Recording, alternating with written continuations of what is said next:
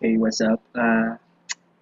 I think usa sa mga common trend karon is karang naaya kaging pangbulagan no. So, for today's vlog I will be uh, giving you some tips para hindi ka iwan ng taong mahal mo. So, natin mga 5 quick and easy tips na pwede niyong gamiton para dili ka biyaan sa imong hinigugma or dili ka layuan sa imong crush siguro or kabalian.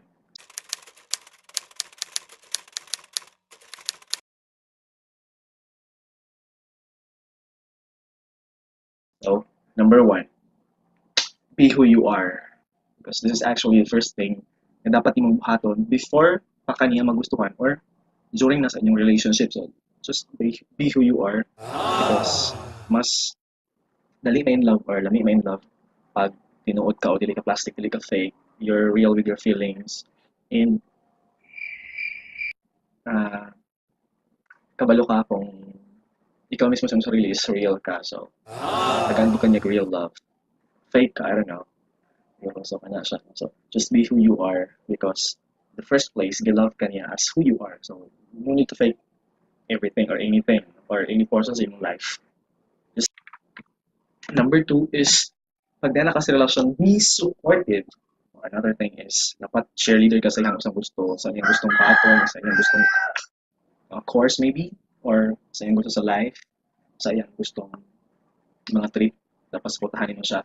Or pwera na lang kung dili maayo, no? So, but in all good things, in all good cases, be as supportive as mahimo nimo. And number 3, be innovative. One of the things na nung ang relationship mo fail is according to Sa tanong kung bakit ka mahalaga.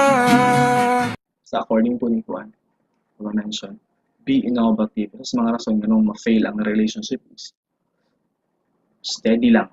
No? Steady lang. Wala nag-level up or walay bago or munang minus lang nakakasawa na. So, yun lang. So, be innovative. Try to do something new together or make good things together, another mga adventures or any other memories nga kamong duha. So, always try to be innovative when it comes to relationship because it is always a constant adventure and eventually pag along the way mabore ka. It's one of the causes nga nung dili mo success or whatsoever. May mga hitabo nga dili maayo. Number 4, be faithful and loyal.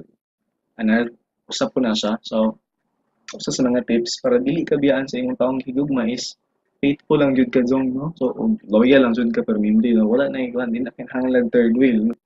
Ang relasyon, dili na siya tricycle nga manginhanglan ang third wheel. It's not easy letting go, not when hearts are saying no. Can't we talk it out? 'Cause it's no easy letting go. Kamo lang jud together, be faithful, be loyal to your partner, to your husband, or to your crush, di ba? Crush. Basta, to your partner, to your uyab. And for the last tip, no, be proud of your relationship. Siguro usa sa mga butang na kanang dili mag-succeed ang relasyon is dili sila proud or dili sila na naka-confident nga inang ilang relationship. Pero na lang in some cases natago, no, because and balawan nanda man yung video, no. So please give this a massive thumbs up. And kung wala pa man nakasubscribe, click the subscribe button sa kilid. Huwag ka nang kapila ka ng bell button para update mo every time na ako i-post na bagong mga videos or mga vlog tips or sa mga diha. So, just subscribe. Okay? Para mataghan mo itong subscribers, no?